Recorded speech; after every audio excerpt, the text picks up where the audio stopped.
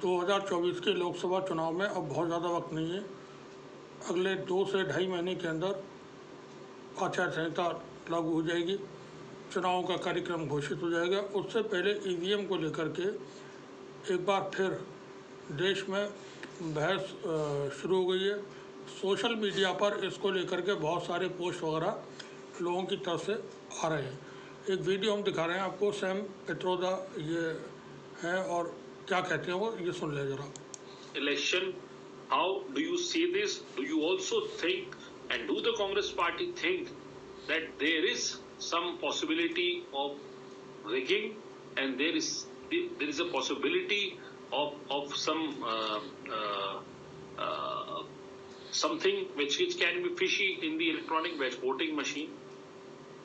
The answer is yes.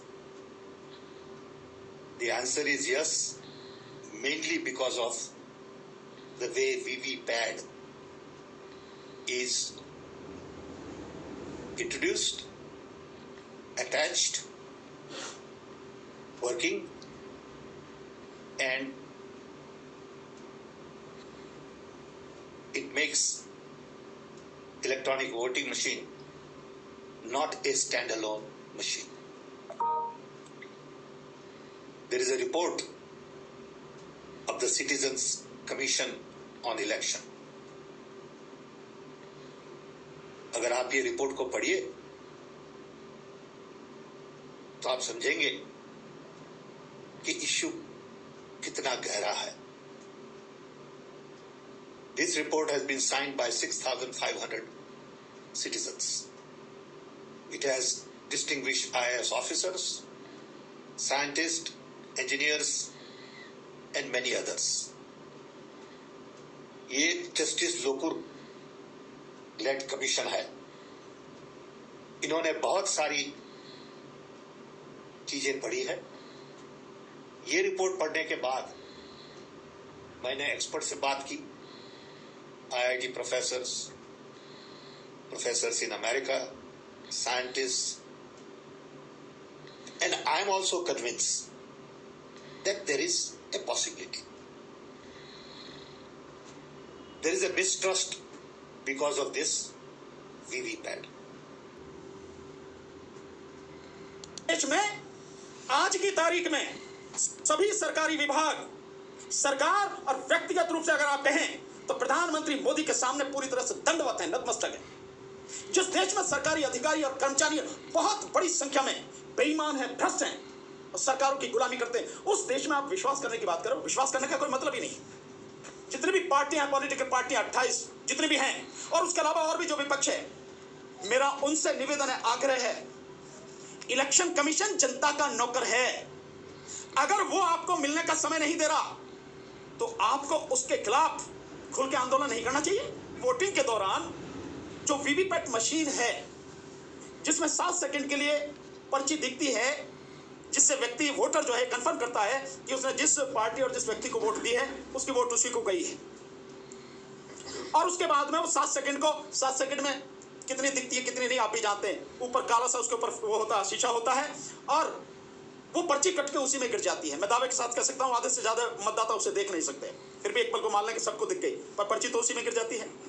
India गठबंधन के प्रस्ताव में जो इलेक्शन कमीशन को भेजा गया और उससे समय मांगा और समय नहीं दिया, उसमें सिर्फ इतना सा कहा गया है कि वो जो पर्ची वीवीपैट मशीन में गिर जाती है,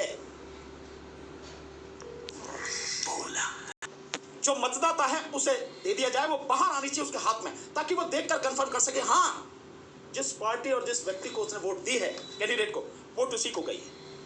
और वो पर्ची वो लेके एक बैलेट बॉक्स लगा हो, उस बैलेट बॉक्स में डाल दी जाए और उनकी गिनती हो। इससे ज्यादा साफ सुथरी बात कोई हो नहीं सकती, क्योंकि हकीकत में वोट क्या है? वोट वो नहीं है जो ईवीएम, जो वो मशीन है आपकी कंट्रोलिंग यूनिट जिसकी गिनती होती है, जिसमें हमें वोट जाते हुए दिखती नहीं, जिसकी कोई कंफर्मेशन नहीं कि वाकई में उसमें वोट गई है, किस व्यक्ति किस पार्टी को गई है, हमें कुछ नहीं पता, किसी भी मतदाता को नहीं पता।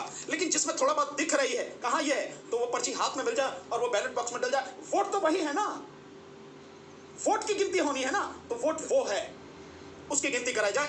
इसमें कोई भी नाजायज मांग नहीं है। लेकिन इलेक्शन कमीशन की हठ धर्मिता और मोदी सरकार की तरह या प्रधानमंत्री मोदी की तरह उसकी तानाशाही जो इस देश की जनता को बर्दाश्त नहीं है किसी भी सूरत में, वो तानाशाही ये कहती है कि मैं मिलने का समय में नहीं दूंगा। इलेक्शन कमीशन ने मिलने का समय नहीं दिया और इलेक्शन कमीशन ने केवल उन विपक्षी पार्टियां जो सम्मानित पार्टियां हैं और इलेक्शन कमीशन क्योंकि जनता का नौकर है, पब्लिक सर्वेंट जानते हैं ना, पब्लिक मींस जनता, सर्वेंट माने नौकर, पब्लिक सर्वेंट है वो।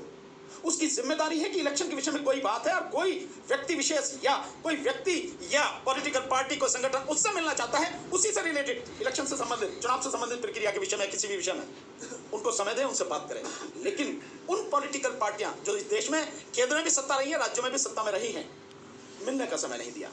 और उसकी हठधर्मिता, उसकी ये तानाशाही इलेक्शन कमीशन की यही खत्म नहीं हुई। उसकी तानाशाही वहां तक भी है कि ये देखिए, एक रिपोर्ट मेरे हाथ में है, ये देखिए, ये रिपोर्ट है 2021 की, डेट इस पर लिखी है 8 अप्रैल 2021 और ये रिपोर्ट है citizen commission on election report on EVMs and VVPAT. बहुत स्पेसिफिक है, ईवीएम्स एंड वीवीपैट। ये रिपोर्ट सुप्रीम कोर्ट के retired justice honourable mister justice Madan B Lokur, उन्होंने उनकी अध्यक्षता में बनी है और इसमें हाई कोर्ट के कई रिटायर्ड जजेस हैं, कई आईपीएस ऑफिसर्स हैं, कई आईएएस ऑफिसर्स हैं, जो सेक्रेटरी लेवल के, इवन इलेक्शन कमिश्नर जो रहे हैं पुराने, उन सबका, और आईआईटी के जो एक्सपर्ट हैं, इंजीनियर्स हैं, जो इन मशीनों के विषय में जानते हैं, समझते हैं और समझा सकते हैं, ऐसे सारे एक्सपर्ट को लेके ये रिपोर्ट बड़ी रिसर्च करके बनाई गई है। और उस समय तक की, अब तक की उपलब्ध जो किताबें हैं रिसर्च करके लिखी गई हैं, बहुत सारे ऑथर्स की किताबें हैं, बहुत सारे उदाहरण देके बनी है, बहुत सारे फैक्ट दिए गए हैं, उन पर आधारित ये रिपोर्ट। इस रिपोर्ट को इस देश के सुप्रीम कोर्ट के रिटायर्ड जजेस, हाई कोर्ट के रिटायर्ड जजेस और जजेस, आईएएस ऑफिसर्स, डॉक्टर्स, एडवोकेट्स, साथ में फौज के बड़े बड़े ब्रिगेडियर, लेफ्टिनेंट कर्नल, जनरल तक के जो लोग हैं, उन्होंने, पीएचडी वाले, सामाजिक कार्यकर्ता, 6,500, एक नहीं 6,500, 6,500 लोगों ने इस रिपोर्ट पर साइन करके इलेक्शन कमीशन को भेजा। आज तक इलेक्शन कमीशन ने भी इसका जवाब नहीं दिया है। इस रिपोर्ट का जिक्र आप देखेंगे सैम पित्रोदा साहब, उन्होंने भी जो ईवीएम के विषय में कहा कि ईवीएम हैक हो सकती है और गड़बड़ी होती है ईवीएम में, उन्होंने भी इस रिपोर्ट का जिक्र किया है। हम सारे लोग ईवीएम हटाओ संयुक्त मोर्चा पूरी तरह से इस रिपोर्ट के साथ खड़ा है। हम इस रिपोर्ट से सहमति जारी करते हैं और हम भी जो देश के प्रबुद्ध नागरिक सिटीजन है उनके साथ कंधे से कंधा, कदम से कदम मिलाकर साथ में खड़े हैं। हमारी पूरी सहमति है। लेकिन हमारी इसके आगे बात है, इसके साथ साथ आगे बात है कि ईवीएम पूरी तरह से बंद की जाए। किसी भी सूरत में ईवीएम से चुनाव नहीं होने देंगे, चुनाव केवल और केवल बैलेट पेपर से। मैं इस दोनों चीजों का जिक्र ये कर रहा हूं कि दोनों जो हैं वो इंडिया गठबंधन के नाम से पॉलिटिकल जो अलायंस है वो भी, और ये लोग इस देश के बहुत ही सम्मानित, बहुत ही प्रबुद्ध ब्रेन है, ये लोग ब्रेन थिंक टैंक हैं। इलेक्शन कमीशन उन्हें मिलने का समय नहीं दे रहा है। इस कदर तानाशाही पे इलेक्शन कमीशन उतरा हुआ है। इसका मतलब साफ है कि जो बेईमानी वो सरकार के लिए कर रहा है, उस बेईमानी को लगातार करता रहे और इस देश के लोगों के सामने फ्री, फेयर एंड ट्रांसपेरेंट, यानी स्वतंत्र, निष्पक्ष और पारदर्शी चुनाव न हो जाए, उसको निश्चित करने के लिए वो ना इनसे मिल रहा है, न इस रिपोर्ट का जवाब दे रहा है, न ही इंडिया गठबंधन के नाम से जो पार्टियां उनको समय दे रहा है। नौकर है, फिर कह रहा हूं, public servant, he is a public servant, नौकर है। और संविधान ने उसको इतनी ताकत इसलिए दी है ताकि वो स्वतंत्र होकर काम कर सके, ये नहीं कि मानसिक गुलाम होकर किसी व्यक्ति या सरकार की गुलामी करे। उसकी जवाबदेही किसी सरकार के प्रति नहीं है, उसकी जवाबदेही इस देश का संविधान और इस देश के जनता के प्रति है, देश के प्रति है। और ये उसकी सबसे पायस, सबसे पवित्र ड्यूटी है इलेक्शन कमीशन की। यही ड्यूटी है एकमात्र कि इलेक्शन कमीशन में जो भी 18 साल का इस देश में व्यक्ति हो चुका है, उम्र पार कर चुका है 18 साल और उससे ऊपर, उस हर व्यक्ति की वोट हो, जो वोटर लिस्ट में उसमें नाम हो, ये उसकी जिम्मेदारी है कि नाम होना चाहिए, किसी का नाम कटे नहीं, छूटे नहीं। साथ में इलेक्शन स्वतंत्र, निष्पक्ष और पारदर्शी हो, free, fair and transparent election हो। ट्रांसपेरेंसी कहने के लिए नहीं, ट्रांसपेरेंसी दिखे, हर किसी को दिखे, अनपढ़ हो, अशिक्षित हो, पढ़ा लिखा हो, कोई भी हो, अमीर हो, गरीब हो, आदमी हो, औरत हो, कोई भी हो, हर किसी को ट्रांसपेरेंसी दिखनी चाहिए कि हाँ इलेक्शन बिल्कुल पूरी तरह से साफ सुथरा हो रहा है, कहने के लिए नहीं। ये नहीं इलेक्शन कमीशन कह दे जो कहता रहा है कि नहीं इलेक्शन कमीशन बिल्कुल स्वतंत्र चुनाव करा रहा है, कहीं कोई दिक्कत नहीं और ईवीएम बढ़िया है। और आप सबके लोगों के जो आप वीडियो डालते हो ईवीएम के सिलसिले में, उस पर वो भी डाल रहा है लगातार कि ईवीएम की जो मशीन है इसकी जो टेक्नोलॉजी बहुत स्ट्रॉन्ग है। अब तेरे स्ट्रॉन्ग है अगर ये टेक्नोलॉजी, तो भाई इस स्ट्रॉन्ग टेक्नोलॉजी को आप लोगों को दिखाती क्यों नहीं? पब्लिक डोमेन में हर व्यक्ति जो भी चाहे उसका निरीक्षण कर सके, देख सके, संतुष्ट हो सके, हाँ भाई पूरी तरह से पारदर्शी है। विश्वास क्यों किया जाए इलेक्शन कमीशन पर? इलेक्शन कमीशन अपनी विश्वसनीयता पूरी तरह खो चुका है, क्यों विश्वास किया जाए? इलेक्शन कमीशन साफ नजर आ रहा है इस देश की जनता को सरकार के साथ मिलके इलेक्शन करवा रहा है। सो किसी के कहने पर, और वो भी उस देश में जिस देश में आज की तारीख में सभी सरकारी विभाग, सरकार और व्यक्तिगत रूप से अगर आप कहें तो प्रधानमंत्री मोदी के सामने पूरी तरह से दंडवत है, नतमस्तक है। जिस देश में सरकारी अधिकारी और कर्मचारी बहुत बड़ी संख्या में बेईमान हैं, भ्रष्ट हैं और सरकारों की गुलामी करते हैं, उस देश में आप विश्वास करने की बात करो? विश्वास करने का कोई मतलब ही नहीं भाई। 2 दूनी 4 होते हैं, 2 गुणा 2 4, 2 जमा 2 4, 2 माइनस 2 0। आप सीधे सीधा बताओ ना, हर किसी व्यक्ति को, हर मतदाता को ये हो सके निश्चित। इसलिए तो इलेक्शन कमीशन को मैं बहुत विश्वास के साथ कह रहा हूं, इलेक्शन कमीशन को, ये मेरी चुनौती है तो चुनौती ही मानी जाए। इलेक्शन कमीशन ये जो रिपोर्ट है, इस रिपोर्ट का जवाब दे, ईमानदारी से, तथ्यों से, सच बिल्कुल वो जवाब दे। और सिटीजन कमीशन के जो लोग हैं, इतने विद्वान लोग जिनके सामने उसकी योग्यता कुछ नहीं है इलेक्शन कमीशन की, उन लोगों को मिलने का समय दे। इंडिया गठबंधन के जो पॉलिटिकल पार्टियां, उन लोगों को मिलने का समय दे। और ये लगातार ईवीएम के खिलाफ जो सब आंदोलन हो रहा है और ये सवाल इस पर खड़े हो रहे हैं, ईवीएम को तत्काल बंद करे, वीवीपैट मशीन को बंद करे। और ये उसी समय भी होना चाहिए जब लगातार ये हो रही है 18,94,000, 20 लाख ईवीएम की बात जो कह रहे हैं कि गायब है, एक्जैक्ट उसकी फिगर है 18,94,000 जो भी मशीनें हैं वो गायब है, 18,94,000। तो उन ईवीएम्स के विषय में क्यों कोई भी अंधेरे में रहे? 18,94,219 ईवीएम गायब है, कोई जवाब इलेक्शन कमीशन के पास में इस बात का नहीं है। तो कैसे गायब है? और इसके साथ साथ जो वीवीपैट मशीन है, वीवीपैट मशीन में जो खरीदी गई ECIL कंपनी हैदराबाद से और BEL बेंगलोर से और BEL पंचकुला से, उनमें 17.5 लाख ईवीएम वो वीवीपैट मशीनों में 6.5 लाख वीवीपैट मशीन खराब है। और ये बात बहुत स्पष्ट रूप से सिद्ध होती है जो इलेक्शन कमीशन ने लेटर लिखा जनवरी 20-22 जनवरी के आसपास 2022 में उन कंपनियों को कि ECIL की 4 लाख मशीनें वीवीपैट मशीनें खराब हैं और BEL की बेंगलोर वाली की 1,85,000 और पंचकुला की BEL कंपनी उसकी 65,000 का खराब है।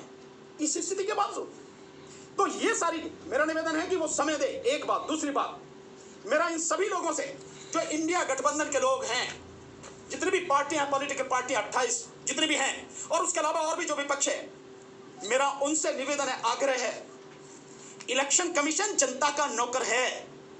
अगर वो आपको मिलने का समय नहीं दे रहा तो आपको उसके खिलाफ खुल के आंदोलन नहीं करना चाहिए। या एक मतलब जनता के नौकर ने कह दिया कि नहीं मैं मिलता और आप चुप बैठ गए हैं। क्या इन पार्टियों को खुल के सड़क पे आना नहीं चाहिए? और उस समय तो आ ही जाना चाहिए जब सेम पित्रोदा जो राजीव गांधी जी के तकनीकी सलाहकार रहे, इस देश में कंप्यूटर और इंफॉर्मेशन टेक्नोलॉजी लाने वाले रहे हैं, वो जब स्पष्ट रूप से कहते हैं कि ईवीएम में गड़बड़ी हो सकती है और जो विपक्षी पार्टियां हैं इनको बाहर आना चाहिए, सड़क पे आना चाहिए, ईवीएम के खिलाफ आंदोलन करना चाहिए। उन पार्टियों को सड़क पे आना चाहिए, आना पड़ेगा एक दिन। और साथ में ये जितने भी हैं citizen commission on election report, ये जो जितने भी हैं, इन सबसे मेरा आग्रह है, बहुत विनम्र निवेदन है इनसे, आपसे अगर वो नहीं मिले हैं सड़क पर आइए आप भी। 6 जनवरी 2024 को दिन शनिवार हम लोग जो जंतर मंतर पर आंदोलन कर रहे हैं 12-1 बजे जो होगा, उस आंदोलन में आप हमारे साथ आइए, आइए हमारे साथ, हम आपके साथ कंधे से कंधा मिला के खड़े होंगे और सड़क पर लड़ाई लड़ेंगे। क्योंकि अब देश जिस स्थिति में है, सड़क पर लड़ाई लड़ने के अलावा दूसरा रास्ता बचा नहीं है। केवल जन आंदोलन ही देश को बचा सकेगा, अन्यथा यह देश बचेगा नहीं। तो इंडिया गठबंधन की जितनी पार्टी हैं, जितनी भी पॉलिटिकल पार्टी हैं, उन सबसे मेरा निवेदन है, इस लड़ाई में, ईवीएम हटाने की लड़ाई में जो ये मोर्चा बना है, ईवीएम हटाओ संयुक्त मोर्चा, इसका कंधे से कंधा मिला के साथ में सड़क पर आए, 6 जनवरी को हमारे साथ आंदोलन में आए। और ये जो सिटीजन कमीशन ऑन इलेक्शन है, इन सब से भी निवेदन है, सब लोग आए हमारे